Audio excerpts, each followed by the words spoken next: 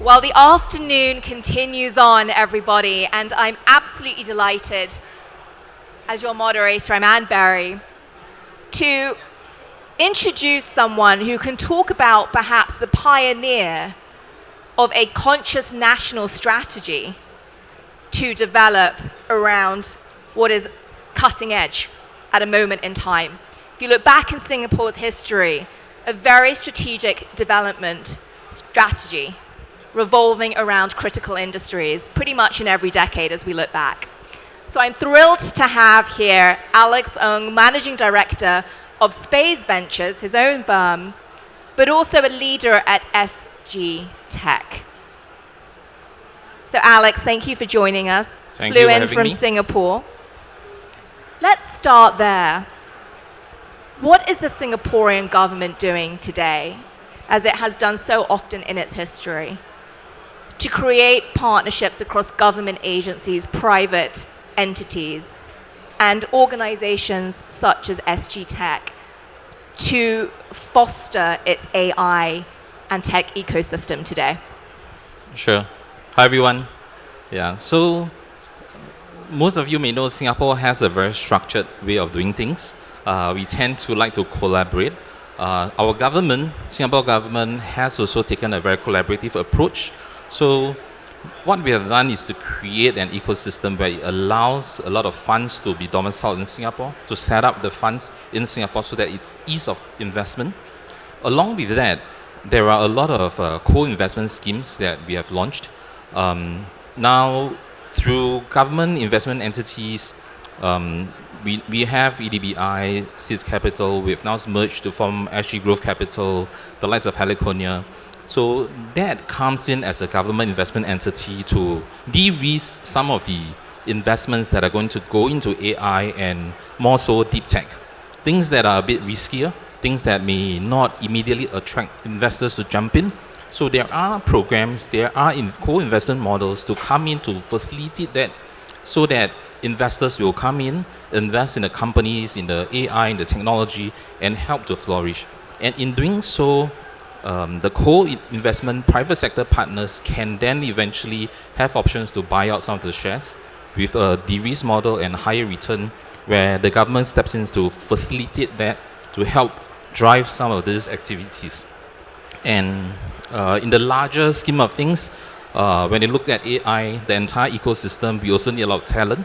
So there is an organization, a quasi-government organization called AI Singapore, that tries to build up the right kind of talent that we can really bring into the ecosystem, bring in to support the companies that are post-invested to continue to grow, continue to thrive in the whole ecosystem across Singapore and Asia. One of the things you just said, Alex, is an appetite for risk, supporting an appetite for risk that perhaps may not otherwise be there. Let's talk about one specific element of risk. One of the mandates of SGTech is to position Singapore as a global node for digital and data built on trust. Trust in the digital world has proven challenges, whether it's bad actors hacking, whether it's corporate espionage or national. What areas of trust are being worked on right now? So if I take a step back, what we have observed in the Singaporean context was the huge growth in internet access, in digital access, and the secondary growth in now online fraud scams, and that's eroding a lot of trust. So people used to have a lot of trust when it comes to business, transaction, relationship, and a lot of this has been challenged because in the online digital world, a lot of these scams are breaking that trust and eroding that fundamentals that we have laid down over the years. Because of that, what we did 3 years ago from SGTech is to launch an initiative called Digital Trust, and in that, we looked at multiple elements.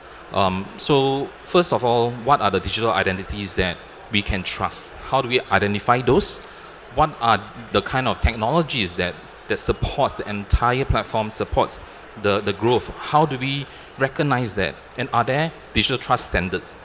What are the standards? How do we measure, right? So things like in Europe, we have GDPR. In Singapore, we have PDPA, which looks at personal data. And how do we have similar frameworks to trust technology that can measure those. And the last bit, of course, is to build out, again, talent, people. I can't overemphasize the importance of talent. To have people who understand digital trust, how do we have them in the ecosystem to support the entire ecosystem industry to build up as we go, right? And that forms some of the key elements, and these are the early stages, early days, and it continues to evolve so that the mechanism can foster an ongoing process to build up digital trust in the entire industry. So that's what we have been doing in SGTech. Alex, you just said something so important. You can't emphasize enough the importance of talent. Let's talk about the areas that you're investing in at Spaze, because I feel as though that really connects with this point about human capital and talent. So I spend a big part of my time in my full-time job investing in technology companies over the last 10 years. And the last 5 years, a deep dive into investing into education, investing into people, investing into future of work. And EdTech has been a theme for us for a long time. But when we look at that and how can we prepare people to be able to leverage technology to learn better, prepare them for work, and for working adults to be able to use technology, learn better, keep up with the industry, and to grow with the entire industry. I think those elements are key to us. So that has been what we have been focusing about. And maybe relating back to technology and AI, with the new and younger generation, they are a lot more digital. They are born digital. So the kind of way, the faster rate of learning for them, those are things that we start to look at, thinking 3 steps ahead. Yeah. Sustainability is a key focus of Singapore as a nation. Talk to us about how your focus on EdTech ties into that big national focus. So we see sustainability as a horizontal rather than a vertical sector, right? So the same way when we look at learning technologies, we think sustainability is something that can go into multiple sectors. And at this point, the stage that we are at is really preparing, educating, and getting people to really understand what sustainability means, how does it eventually impact. So a lot of this is done through education. So we have recently invested in platforms that help to educate corporates, people, employees, individuals about sustainability, what that means. And the second part of that is to look at potential skill sets and people, talent, that can and understand how do they come in and help in terms of the sustainability skill set in specific sectors. Again, that's a horizontal that cuts across. So we are doing foundation work now to prepare with the intent 5 to 10 years from now, there will be the right kind of people with the right skill set that understand sustainability in a way that is right.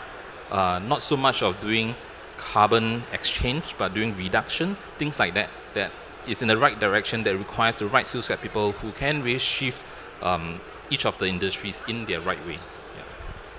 You started out, Alex, by saying that one of the values that Singapore has embraced in its journey, and one of the values that you embrace at SGTech, is collaboration.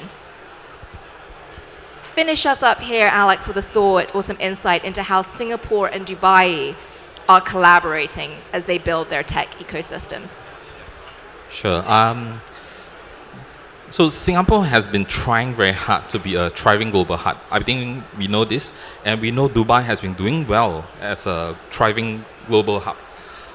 Well, as we both try to be different global hubs, the reality is the sort of access and reach and influence that each of these hubs have differs a little bit, right? In Singapore's case, it's a little bit more towards Asia, Southeast Asia. In Dubai, UAE's case, it's a bit more towards MENA, Central Asia, Europe, right? And if there is a way to really strengthen this linkage, create more activities, frequency of engagement, sharing of knowledge, create opportunities for many things to happen, that really ties things up, right? Like in our case, SGTech brought 20 over companies today from Singapore. We brought a Singapore delegation trying to find partners here, right? And in the same way, we know GITEX is going to Singapore in April, and that creates opportunity for us to have further engagement. And the more we do things like this, the more initiatives we create, that can really help foster the two hubs to really help the companies thrive. So I think those are things that we are very open, and it's a very collaborative, win-win kind of strategy that we think will benefit everybody. Yeah. Alex, Managing Director at Spaze Ventures and leader at SGTech. Thank you so much for your time. Thank you. Pleasure to spend time with you.